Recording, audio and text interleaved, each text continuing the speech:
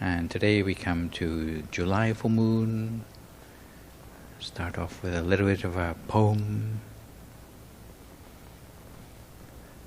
A moon-flooded prairie, a straying of Leo-hearted lovers, a baying of far-away watching dogs, a dreaming of brown-fisted farmers, a gleaming of fireflies eddying nigh. And that is July. And apparently Leo is not a misprint, but it's a contraction of the word loyal from about 100 years ago. Yes, indeed. So our July full moon is known by many names, chiefly known as the buck moon, something to do with deer starting to get their antlers at this time of the year, but also in Cree Nation known as a feather molting moon, the Tlingit as the salmon moon, the Anishinaabe as the berry moon, when the choke cherries are ripe moon for the Dakota, the month of the ripe corn moon for the Cherokee, the raspberry moon for the Algonquin and Ojibwe nations, thunder moon, meaning that the weather gets a little bit more stormy about this time of the year for the Western Abenaki, and the halfway, I guess, through summer moon for the Anishinaabe again. We haven't quite got to the point where the sun goes down, so we're not actually seeing very much of the moon right at this minute, but I hope by the time you make your way home or are reaching home that you will get a slightly more clear view of the actual nice bright yellow moon that we have tonight. But to do my fortune cookie bit, some of the things which have been observed as being the spiritual meaning of the full moon at this time of the year, that it is a time for major change in your life, just as the deer are getting their antlers. Also, we are coming to a time of completion and fulfillment of our desires in life, time of growth and renewal and regeneration, shedding of old patterns and beliefs, and allowing us to grow and evolve. It's also a time to tap into our inner strength, which if we're meditators already will make some sense to us, and to reach towards intuitive wisdom. Time to navigate challenges with self-control and compassion, and also reprioritize our daily routines and relationships that support our need for rejuvenation and rest. As I mentioned on Sunday, this is a time of the year where monks in the Buddhist tradition take a step back from the world for 3 months to maybe intensify their own practice, meditate more, be stricter in their daily routine perhaps, travel less, and that actually takes place tomorrow. It's also marked by the phases of the moon, but actually today has an even more important role within the Buddhist calendar. It is known as Asalha Puja Day. And sometimes I've talked about this full moon being a time of gratitude, because actually it's the first time that the Buddha felt the inclination to actually teach something to someone else. The Buddha got enlightened and he just kept his mouth shut. I thought, great, I know it all now. I've done my job already. I can just die with a peaceful mind now. Then he would not really have fulfilled his full potential. But he did think about it for a long time, because he wondered about just who would be open to the sort of things he wanted to teach them. For a long time in India, people had really been very superstitious and believed in all sorts of things, a lot to do with fate and predestiny and that sort of thing. The spiritual practices which they did have often focused on almost like getting in trances, sometimes to the point that you can like stick pins through your nose and stuff and not feel it, which is, I guess, is a spiritual achievement, but probably not one that will get you enlightened. But he focused more on focusing inwardly, in actually feeling and experiencing the world, but on a deeper, more profound level. And he wondered who would be open to these sorts of teachings. Because sometimes I've talked about 4 types of lotus in the world, people who are more or less receptive to a spiritual message. I think these days, if you go out and start talking about spiritual things to a lot of people, they would probably look at you askance and keep their distance from you. Yeah, a lot of people would not be very open to that. And I guess he thought the same sort of thing. And a lot of these people, in the Buddha's estimation, were rather like the lotuses under the mud, who probably need to wait for next lifetime to become enlightened and would not be very open to anything. But after some thought, he realized that there are also some lotuses who are not under the mud, who might be a little bit more open to a spiritual message. So the lotuses under the water, who with a little bit of sunlight might make it to the water surface and even blossom eventually as well. And he wondered who this might be. And he thought about his old teachers and realized that they had already passed away, so they would not be the ones who would really manage to benefit from his teaching. And then he thought about his old friends. There were 5 other ascetics who he had practiced with previously, but they had abandoned him because he had practiced something called a middle way, where he went back to eating in moderation instead of starving himself and sleeping on beds of nails and that sort of thing. And he thought maybe they would be open to what I have to talk about.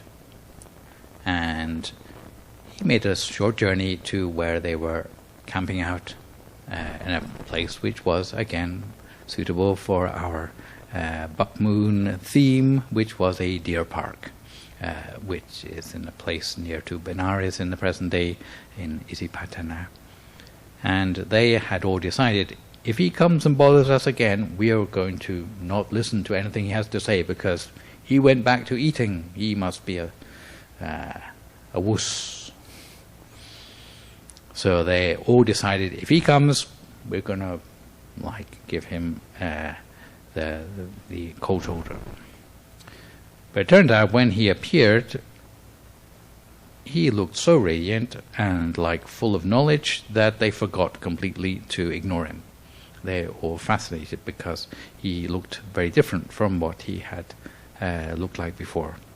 And they actually supported him and invited him to give a teaching, which was known as the Dhammacakka Pavattana Sutta. It's a short sutta, but it was his first teaching, but it contains a lot of the basic knowledge of things like the Eightfold Path and how to overcome suffering and all the things which you hear about if you have done Buddhism 101. But as a result of this teaching, the first of his disciples was able to get an enlightenment experience and become the first of the monks to follow him in his dispensation. Yes, called Anya Kondanya. So I hope that this is also a good juncture for you to realize how important it is to meditate in your life, and if you have the opportunity to take it further, it doesn't need to be the full moon for you to meditate, but in fact you can meditate anywhere and any time. In fact, if you can manage to meditate a little bit every day, it will be very beneficial for you. And normally I recommend people starting with about 20 minutes a day of meditation if they can find the time at home, at work, or in a peaceful place in their surroundings. But to make it regular in your daily routine is very powerful as a way to get the full benefits of it. Some people have a stressful job. You can meditate in your lunch break, even in your car. I've heard some people doing that. As for the meditation technique, you will probably gather by now that there are different ways you can adapt the practice to suit yourself. The way the Venerable Daniel was talking about today was a very minimalistic approach If you need more structure, there's also ways of doing that, coming to the center of your body, visualizing, using a mantra, whatever suits you the best. From person to person it differs. So today you had his explanation of that, pretty much up to the minute practice from Thailand. If you have questions coming up, we have classes taking place here twice a week, every Thursday evening, normally between 7 and 8 in the building just adjacent, where you see the little the red door, or here on Sunday mornings. Also, we have some special activities coming up if you like outdoors. And this weekend we are doing a road trip down to Long Beach to do some meditation there, which should actually coincide with sundown on Granada Beach, near to where they do the kite surfing, if you're familiar. But it's nice to be out in the open air with a little bit of a cool breeze. It's actually sometimes quite a cold breeze, you would be surprised. But anyone who lives down that direction, you're most welcome to join that. There's actually an event right for that event as well, in case you want the exact location. But it's on Granada Beach anyway. Yeah. We go deeper on Buddhism usually once a month, and the next one is this Sunday coming up, July 13th. We normally have our slightly more generalized class in the morning, and if you want to make a day of it, you have lunch here, and in the afternoon we have a longer meditation, and we are going deeper on some Buddhist scriptures. The one coming up this Sunday will be on the Janusoni Sutta, which is a teaching about how to dedicate merit for loved ones who have passed away. We do meditation for kids too, and the next one coming up for that is on Saturday, July 19th. And normally the kids get together, have lunch together as a potluck, and then they have a short meditation in the afternoon, and we're teaching them a little bit about some Buddhist history, stories, and let them discuss that in the afternoon. They can learn Thai as a second language at 1:30 if they wish to, and they conduct a temple tour for anyone who wants a tour around the temple, led by trainee kids, to know about the architectural and historical aspects of the place here. Our own candlelight is also on the same day, Saturday, July the 19th. It will actually be outside here on the main grass, you can see, and sometimes nice again to meditate in the outside under the stars, but you may want to equip yourself with bug spray. I think cold weather is not something we need to fear at this time of the year, but maybe the bugs may be a little bit more of a disturbance to our meditation. So 7:30 registration, starting at 8 and through to 9, so we actually get the sunset as well. And our next Azusa City Library event will be between 6 and 7 on Monday, July 21st, for anyone who likes to meditate in the more neutral surroundings. And our next full moon, for anyone who's interested, will be in August 9th, which aligns with a Saturday this time round. It will be the Sturgeon moon coming up. Yes. And with that, I probably will say I've said enough. But if there's any questions, comments, or feedback at this point, I'd be very pleased to hear from you. Yes. Simplistically, what would be Buddhism 102? 102. So that's like after what I said today? 101 first class. And if that's a foolish question. No. So it's like the next step after the basics? Yeah. I would say once you know the theory, mostly the hard part, one step harder, is how do you integrate that into your daily life? So it is more than just an idea, but it becomes something more that you can make a part of your daily routine, or help you in decision making, or helping you to see the world in a more positive light, perhaps, where you're applying what you know. So that would be 102. Would that be different than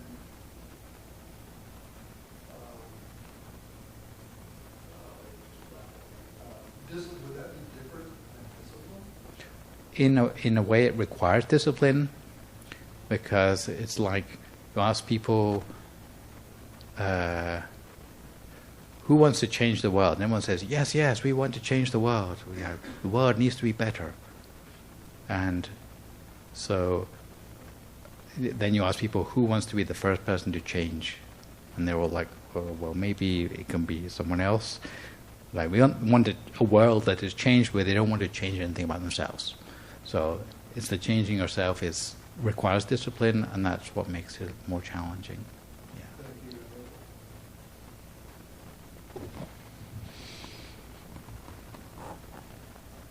I have a question. So let's say that you have a daily meditation practice, and it's time to meditate, and you just don't want to. What do? What's some advice you can give when you just don't want to do it? Well, this is a great disaster, because we all know that the best meditation happens when you want to meditate. And if you continue to not want to meditate, then it could be a long time before you ever meditated again. So I guess it comes back to, how can you perhaps set the conditions by which you would be more willing to meditate, or the inclination to meditate will come easier to you? So it's like generating the motivation instead of just waiting for the motivation. So there are some ways which people can perhaps generate motivation to meditate in a more proactive way than just like, well, I didn't feel like meditating today again. Which might be buy some sort of snazzy meditation cushion, which is like, you want to try out your new meditation cushion, so that might generate some interest. And there's like all sorts of cushions on Amazon anyway, which you could maybe use to that end.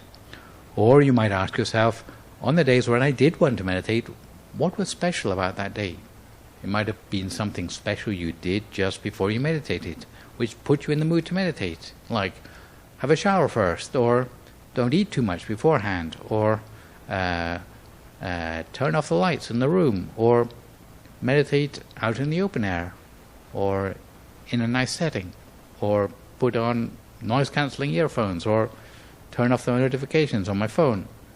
So maybe there are certain things you could do to tweak your motivation so that the inclination to meditate comes to you more easily.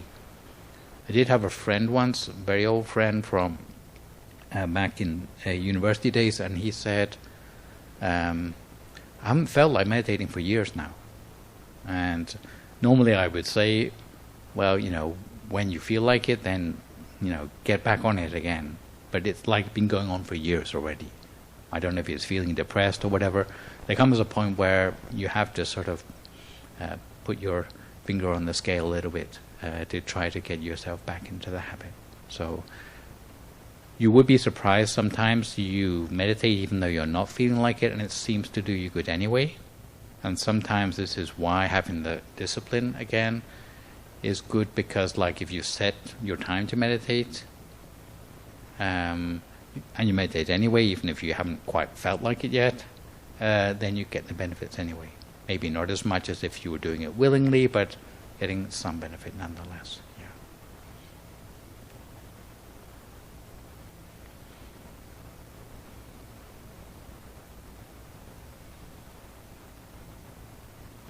Does anyone else have a question? You can raise your hand. Okay. You can be the person to ask that question that no one else thought to ask. Or all the questions that everyone else was too embarrassed to ask. There you go. Alrighty. Or you can save it for later. Yeah, I'll be around. Yeah. Just go on. Oh, okay. How do you know when you're doing it right or correctly? So, are there some telltale signs that would indicate that you're on the right track? Yeah. So,